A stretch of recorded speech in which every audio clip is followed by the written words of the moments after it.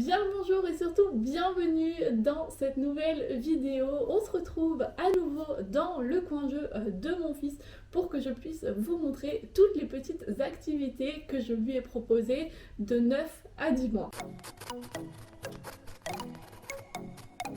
Je vous mets la vidéo de la tranche d'âge précédente ainsi que la playlist avec toutes les vidéos d'activités que je vous montre dans la barre d'infos si vous voulez vous y référer. Comme on a des rotations assez fréquentes chez nous, les prochaines vidéos qui vont arriver seront à chaque fois pour un mois. Donc comme je vous ai dit, là ça sera de 9 à 10 mois et puis donc la prochaine de 10 à 11 ainsi de suite. Du coup, juste un tout petit point sur notre principe de rotation de jouets avant de se lancer dans le vif du sujet.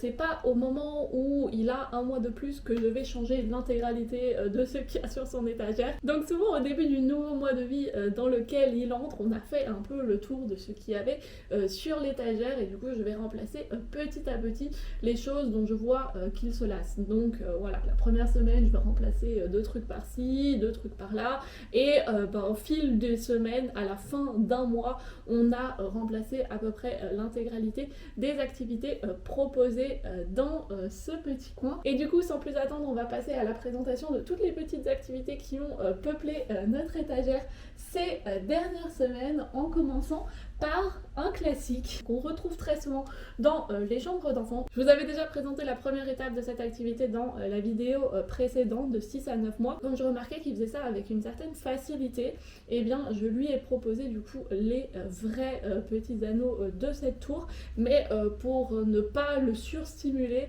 je ne lui en ai proposé que 2. Du coup voilà, j'ai présenté ça de la sorte dans un petit panier pour contenir vraiment l'activité. J'ai essayé de prendre les plus petits parce que forcément plus on est près du trou quand on met la main dessus, plus c'est facile de voir où est-ce qu'on met du coup le petit pic dedans et plus du coup c'est facile de mettre ça dessus et de compléter du coup cette activité. Et vraiment ça il a beaucoup aimé, il a réussi à le faire aussi assez rapidement, même à comprendre qu'il devait du coup le mettre dessus et le lâcher parce que très souvent il le mettait dessus et puis il le renlevait et puis il comprenait pas pourquoi c'était pas voilà. Donc ça vraiment ça s'est super bien passé, il a vraiment beaucoup aimé. J'ai vu aussi du coup le travail qu'il faisait à l'intérieur de lui et ça je trouve ça toujours hyper intéressant à voir. La prochaine activité qui se situe juste au-dessus, c'est une activité d'encastrement, même si je vous avoue que de base je ne l'avais pas pensé en activité d'encastrement. Il s'agit de petits récipients comme ceci du coup en acier. Je vous mets les liens vers tout ce que je peux trouver et vers des trucs similaires dans la barre d'infos bien évidemment. Et là en fait il s'agit juste de 3 contenants pour mettre des petits snacks dedans, enfin, vraiment genre normalement il y a des petits couvercles à mettre dessus et du coup je m'étais dit c'est super parce que je peux l'utiliser pour cette activité que j'ai envie de faire, mais je pourrais aussi l'utiliser plus tard. Mais du coup en fait l'activité que moi je voulais lui proposer c'était de construire une tour, donc de mettre le plus grand en dessous et puis d'aller vraiment empiler comme ça les 3 sur les autres. Mais clairement il n'était pas encore prêt pour ça et il a trouvé un tout autre but à cette activité qui est tout aussi intéressant, c'est à l'envers du coup l'encastrement, étant donné qu'il n'y a aussi qu'un ordre possible pour encastrer les 3 les uns dans les autres. Et là aussi vraiment il passait de longues minutes à essayer de comprendre pourquoi quand il mettait d'abord le petit à l'intérieur et puis celui-là, et ça ne fonctionnait pas vraiment comme il voulait. Et en plus de ça, le fait que du coup le matériau ça fasse du bruit en plus, il y a un intérêt qui s'ajoute, c'est pas juste du plastique ou quoi, vraiment ça lui fait une toute autre prise en main, une toute autre découverte sensorielle aussi, le fait que du coup l'acier plus on l'a dans la main, plus ça va devenir chaud. Donc voilà, tout ce genre de petits plus qui s'ajoutent au fait que l'activité en soi le stimulait déjà. Mais concernant les matériaux, je peux toujours vous conseiller de opter pour des matériaux, des vrais matériaux. C'est bizarre de dire des vrais matériaux, mais en tout cas essayez d'éviter au plus possible le plastique parce que le plastique c'est un peu, je sais pas, c'est un matériel un peu vide qui fait tout et rien en même temps et qui fait pas ce son comme par exemple ce matériel là qui n'a pas la même prise en main, pas le même poids aussi et pas du tout les mêmes caractéristiques que certaines autres choses que je vais vous montrer juste après, comme par exemple le verre, la céramique, le bois, tout ça. Mais du coup vraiment toujours essayer d'opter vers des choses qui ont des matériaux un peu plus ouais, naturel, si on peut dire ça comme ça, sans forcément dépenser énormément d'argent dans des jouets en bois ou fabriqués de manière artisanale. Là, comme vous le voyez, c'est un petit DIY. Le jouet précédent aussi, ça se trouve extrêmement facilement de seconde main. Donc vraiment, je vous invite à être créatif. Et en parlant de créativité, j'ai été très créative ces derniers temps parce que j'ai remarqué que mon fils adorait chez son père. Son père a des meubles bas où il y a la télé dessus et il y a du coup des petites clés et des... En bref, voilà, un meuble qui est avec des portes et mon fils adore juste se mettre là, jouer avec la clé, la sortir, la trimballer partout, ouvrir les portes, ceci, cela. Et je me suis dit, il y a quelque chose. Du coup, j'ai installé une porte sur une des petites étagères. Si jamais vous avez chez vous un meuble, un setup similaire et que vous avez le Kallax, donc le vrai de chez Ikea, et bien sachez qu'il existe vraiment un insert de chez Ikea qui se ferme aussi. Moi j'ai essayé de le mettre dedans mais ça ne rentrait pas, du coup j'ai dû faire un petit DIY. C'est juste une planche coupée en bonne dimension, deux petites charnières à l'extérieur, parce que si jamais on en venait à perdre les clés, je peux toujours y accéder en dévissant ça. Et puis juste un espèce de petit fermoir comme ceci, c'est juste un fermoir à meubles, ça se trouve vraiment pour quelques euros, mais encore une fois je vous mettrai des liens vers tout ce que je trouve dans la barre d'infos. Et vraiment il aime beaucoup. J'ai essayé aussi du coup de fermer, ça le frustre un peu. Il aime bien sortir la clé, il essaye de la rentrer, mais clairement il n'est pas encore du tout prêt au niveau de la motricité pour faire ça. Du coup maintenant je la laisse juste ouverte, et juste le fait de fermer, d'ouvrir, de jouer ici avec le porte-clés. Il essaye aussi de mettre des trucs dedans. Ça marche pas encore tout à fait.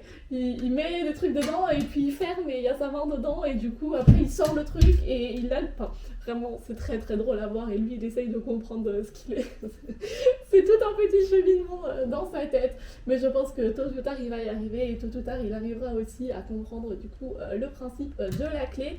Pour l'instant je n'ai pas d'activité derrière ça, parce que je trouvais que ça c'était déjà une activité en soi assez nouvelle pour lui, le fait de gérer aussi avec l'équilibre, d'être debout, d'ouvrir, de fermer, tout ça. En dessous on a de nouveau une étape supérieure du coup de ce que je vous présentais dans la dernière vidéo.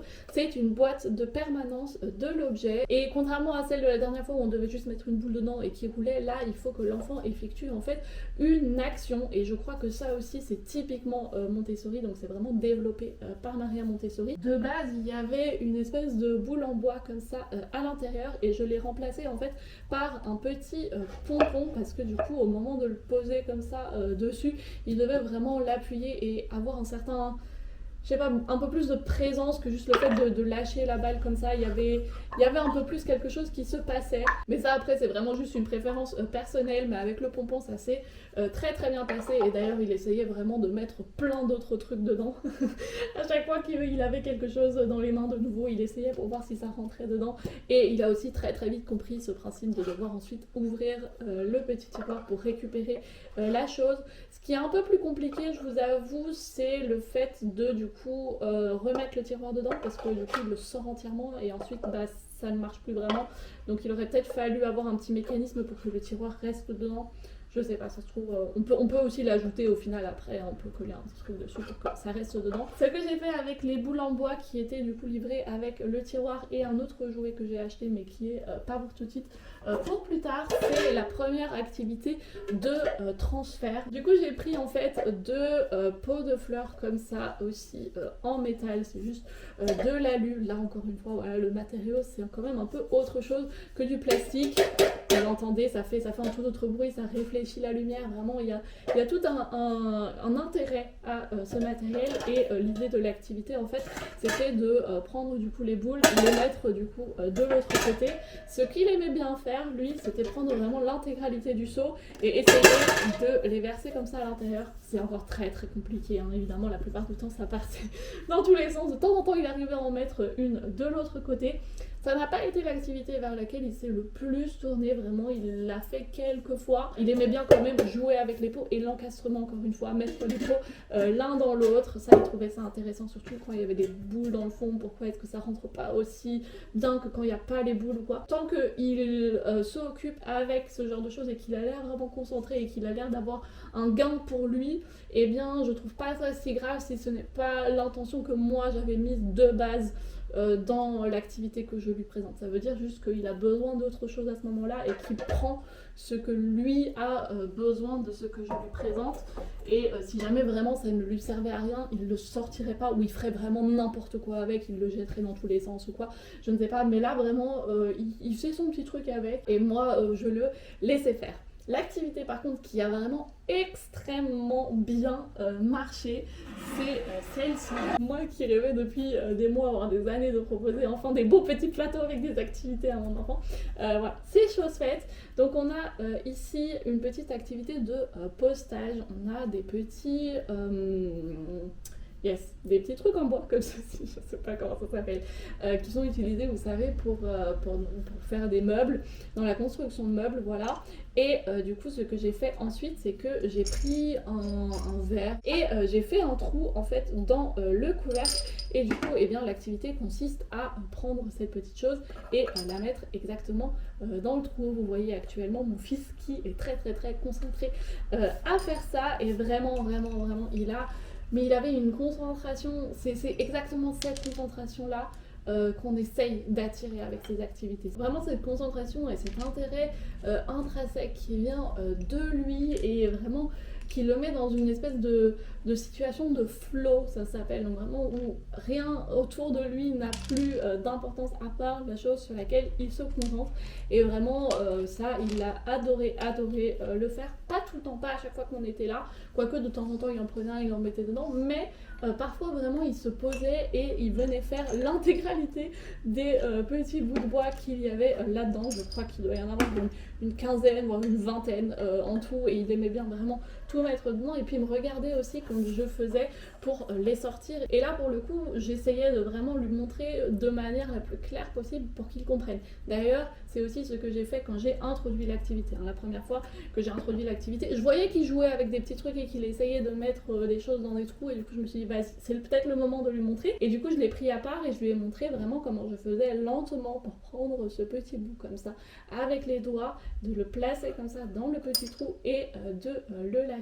Vraiment j'ai fait toute une petite démonstration comme ça de manière calme et posée. Et j'ai fait exactement la même chose du coup pour lui montrer comment quand l'activité était finie je la remettais au début, puisque du coup dans la pédagogie Montessori on veut que les activités soient présentées de manière défaite pour inviter l'enfant à venir les faire. Donc exactement la même chose avec cette petite chose-ci. Je ne viens pas présenter la tour d'empilement de manière déjà faite parce que du coup il n'y a plus aucun intérêt à la faire puisqu'elle est déjà faite. Ensuite à côté on a du coup un petit instrument de musique. J'essaye de lui proposer chaque mois une entrée auditive, quelque chose de vraiment qui vient, je dirais pas encore vraiment musical, mais qui a un intérêt au niveau de la sensorialité de l'écoute. Le mois dernier on avait des hochets avec des petites clochettes et ce mois-ci du coup cet instrument de musique-ci je lui propose vraiment à chaque fois un à un pour ne pas trop surstimuler et à chaque fois du coup il a une chose à découvrir.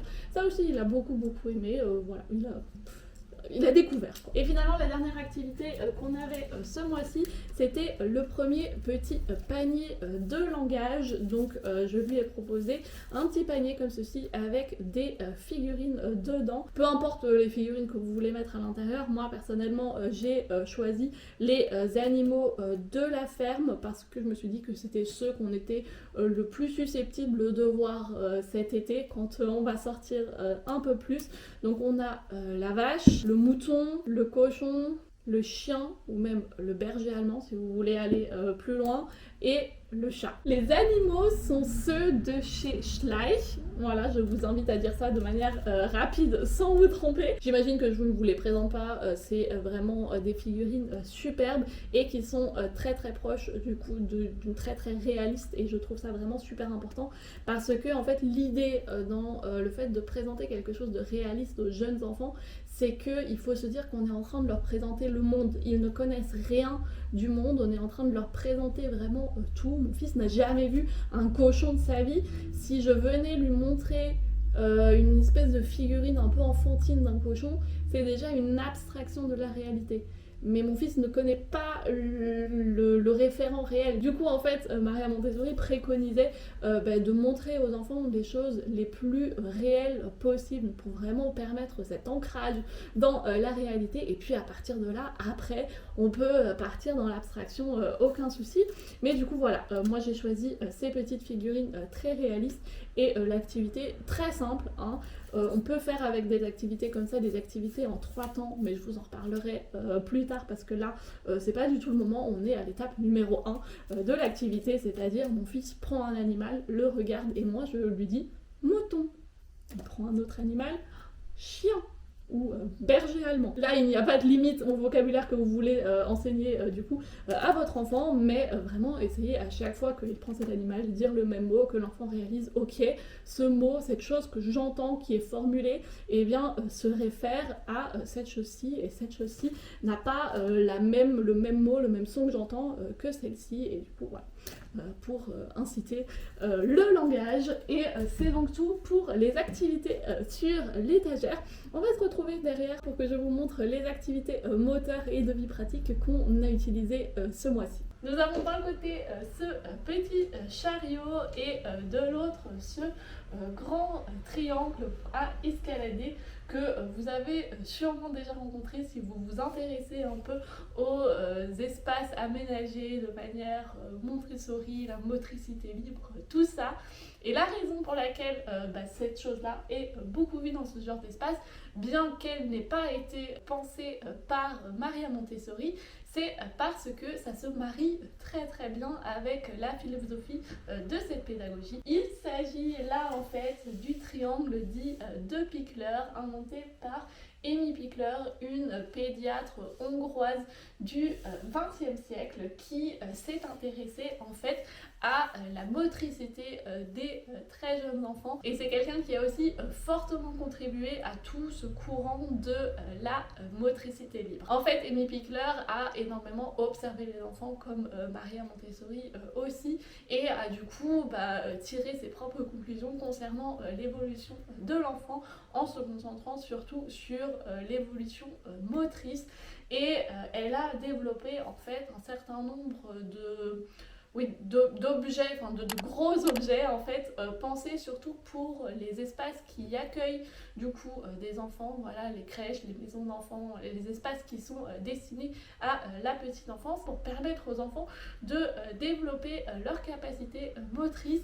Et la chose qui est du coup la plus connue et qui est encore aujourd'hui la plus populaire, c'est ce triangle. Mais elle a aussi conçu d'autres modules comme par exemple des marches, un module un peu en hauteur et un module du coup un peu incliné. Et si jamais vous avez vu ma vidéo précédente, ça vous dit forcément quelque chose, étant donné que les petits blocs que je vous présentais du coup la dernière fois sont exactement ces 3 modules là. Du coup on a des marches, le plan incliné, le plan en hauteur, et bien que Amy Pichler n'ait pas du tout pensé à faire des trucs en mousse chez elle, c'était beaucoup plus des trucs en bois, et bien ça rentre parfaitement aussi dans cette idée là. Et le triangle de Pichler, quant à lui, je pense qu'il est si populaire parce qu'il est en fait extrêmement versatile.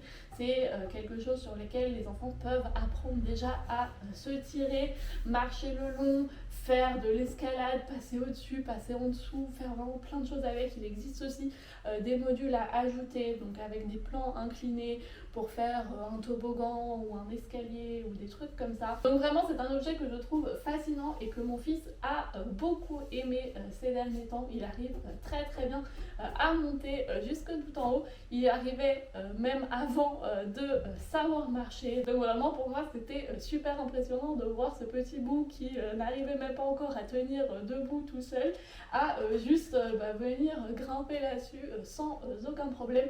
Et dû au fait que c'est incliné et que les barres sont assez rapprochées, c'est encore jamais arrivé qu'il bascule réellement en arrière. Il arrive toujours assez bien à se rattraper, et sinon dans le pire des cas il y a bien évidemment toujours en dessous notre tapis d'éveil que j'aime beaucoup et qui justement dans cet espace motricité prend tout son sens parce que ça absorbe quand même pas mal de nos petites chutes. Et puis de l'autre côté, nous avons ce petit chariot qui est du coup destiné aux enfants qui apprennent à marcher. Là, il a 10 mois et il marche très bien sans le chariot librement partout où il veut. Mais du coup, au début du mois, c'était pas encore tout à fait ça, il marchait le long des meubles. Et du coup, je me suis dit que ce serait le moment idéal pour un chariot comme celui-ci. Et celui-ci, je l'aime vraiment beaucoup parce que premièrement, en fait, il a en dessous, à ce niveau-là, voilà, ici, une espèce de tige comme ça qu'on peut régler de sorte à ce que ça fasse des freins sur les roues avant. Du coup, en fait, au début, j'avais réglé les freins vraiment à fond pour que le chariot soit très difficile à bouger vers l'avant parce que du coup, comme il mettait encore l'intégralité de son poids dessus, comme il n'arrivait pas encore à tenir l'équilibre vers l'avant ou vers l'arrière, et bien ça l'aidait un peu dans cette direction-là. Et au fur et à mesure, en fait, j'ai desserré les freins, ce qui fait que le chariot allait de plus en plus vite et c'était de plus en plus lui qui devait du coup gérer cet équilibre et gérer la vitesse à laquelle il allait. Et en plus de ça, autre chose que j'aime bien, au-delà du fait que ce soit un très joli chariot et qu'il soit en bois, c'est que du coup les roues arrière soient en fait aussi loin derrière. Parce que, eh bien, au début, les enfants se tirent dessus, ce qui fait qu'ils vont vraiment mettre l'intégralité de leur poids de ce côté-ci. Et là, comme vous le voyez, même si je mets tout mon poids dessus, il ne bascule pas parce que, du coup, le poids est mis sur ces roues arrière qui sont derrière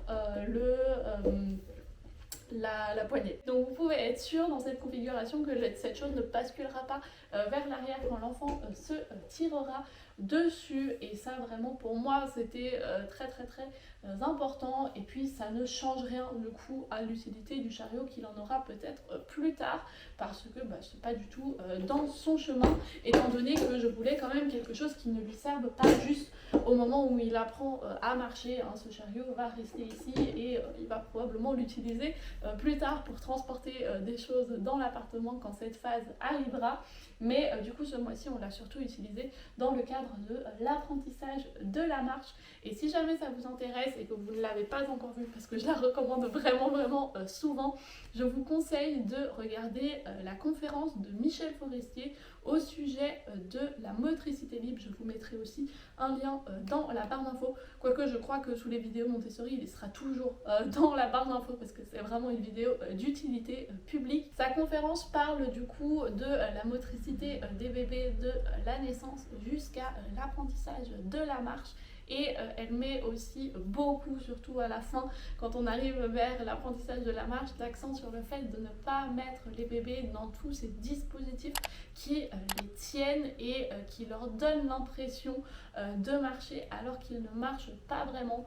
Moi je connaissais pas du tout, mais apparemment il y a quelque chose qui s'appelle un Yupala.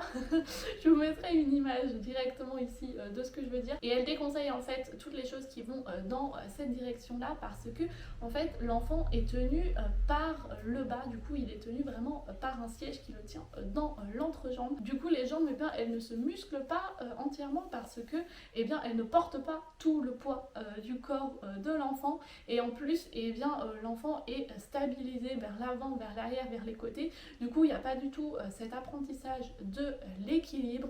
Bien évidemment, ces enfants-là aussi apprendront à marcher un jour. Je dois vous avouer que ma maman elle-même m'a mis dans ce genre de choses et elle m'a même proposé de me l'offrir à la naissance de mon fils parce qu'elle l'avait encore sur son grenier. J'ai très poliment refusé. Du coup voilà pour l'aspect théorique, si jamais ça vous intéresse de regarder cette conférence, mais moi dans la pratique je ne peux que confirmer que tout ce qu'elle dit c'est du bon sens, mais c'est totalement vrai. J'ai remarqué à quel point ça a fait du bien à mon fils la motricité libre. Et d'ailleurs dans la même direction, en parlant d'apprentissage de la marche, une chose aussi que je peux vous conseiller de ne pas faire justement, c'est quelque chose qu'on fait très souvent avec les bébés et qu'on entend aussi très souvent que les gens disent, c'est qu'ils font faire leur premier pas à l'enfant en le tenant comme ça avec les bras en haut et en le faisant marcher comme ça. Moi personnellement j'ai décidé de ne pas faire ça avec mon enfant. Je sais pas s'il y a quelque chose de mal au niveau physiologique de faire ça ou de ne pas faire ça, mais en tout cas je suis très contente au final de ne pas l'avoir fait, parce que quand je vois des amis qui sont avec leurs enfants qui ont à peu près le même âge et qui entrent dans la marche aussi, et bien elles sont tout le temps là avec leur enfant à devoir le tenir, parce que forcément du coup l'enfant n'a pas appris à gérer ça tout seul, il a appris à le faire aux mains de la maman et du papa, et du coup ils ne font plus que ça. J'en avais une chez moi il y a pas longtemps qui était là avec son fils, et au bout d'une demi-heure elle s'est assise sur le canapé, son fils n'était pas du tout content et elle était juste là, non mais j'ai mal au dos, je n'en peux plus, à chaque fois je dois être là avec mon fils et lui l'aider du coup à marcher. Nous, on n'a pas du tout eu cette étape parce que forcément, j'ai juste omis ce truc de le tenir aux mains et de le faire marcher. Et ça s'est très bien passé pour nous, étant donné que en quelques semaines, je dirais que Léandre a commencé à faire ses premiers débuts de marche un peu avant ses 9 mois, et là maintenant il a 10 mois et il marche vraiment très bien, très aisément tout seul. Après, comme je dis à chaque fois, ce n'est pas une course, ce n'est pas parce que votre enfant ne marche pas avant ses 1 an qu'il y a un problème, c'est pas du tout ce que j'ai envie de faire comprendre à travers ces vidéos, mais ce que j'ai envie de transmettre, c'est vraiment le fait de faire confiance à son enfant et faire confiance au fait que eh bien, il est capable d'apprendre tout ça tout seul, et que rien de ce qu'on va apporter comme aide va vraiment l'aider à avancer plus vite dans ce développement. C'est son développement et il va y aller à son rythme, quoi qu'on fasse autour de nous.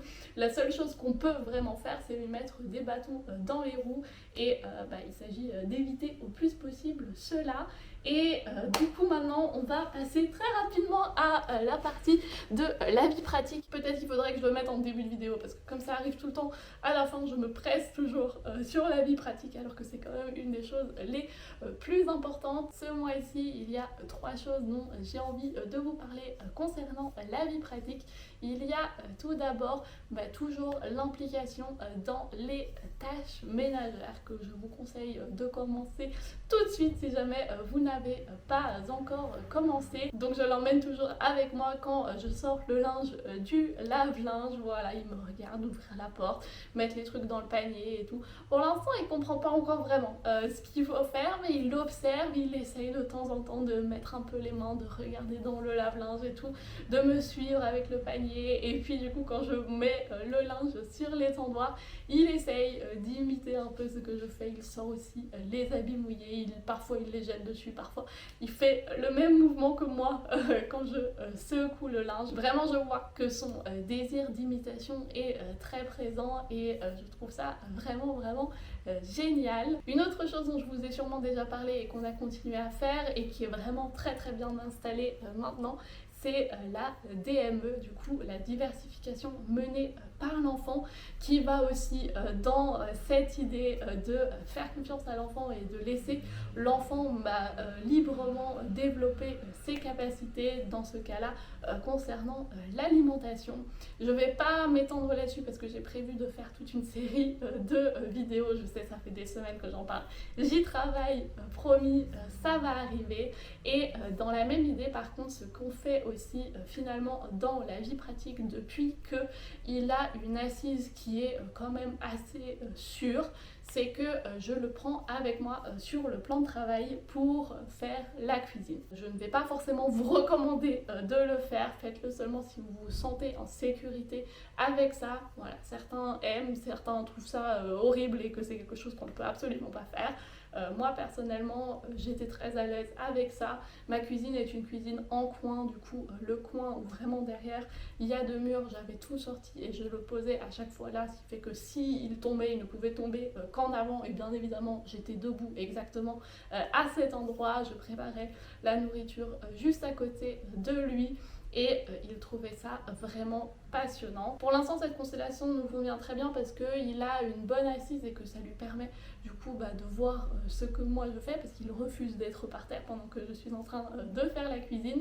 Et je trouve qu'il est encore trop jeune pour la tour d'apprentissage où il devrait être debout tout le temps. C'est pas encore quelque chose dont je le sens capable, du coup je préfère faire ça pour la phase de transition. Je pense qu'aux alentours de ses un an, on passera à la tour d'observation, mais pour l'instant, ça fonctionne très bien. Voilà, à chacun de voir si vous vous sentez à l'aise de faire ça ou non. Une autre possibilité serait aussi par exemple de prendre la chaise haute et de la mettre près de vous pendant que vous faites la cuisine. Bien évidemment seulement si ça intéresse votre enfant. Si votre enfant s'en fiche totalement, alors ne le faites pas, mais je sais que Léandre adore, notamment parce que pendant que je fais la cuisine, je lui donne de temps en temps des trucs à goûter, il y a des trucs à voir, il peut toucher plein de choses et vraiment il y a toute une découverte sensorielle qui va avec ça. Au-delà du fait que du coup c'est une activité de vie pratique étant donné qu'il me voit faire toutes ces actions et que par principe d'imitation, il est aussi en train de les apprendre. Voilà donc tout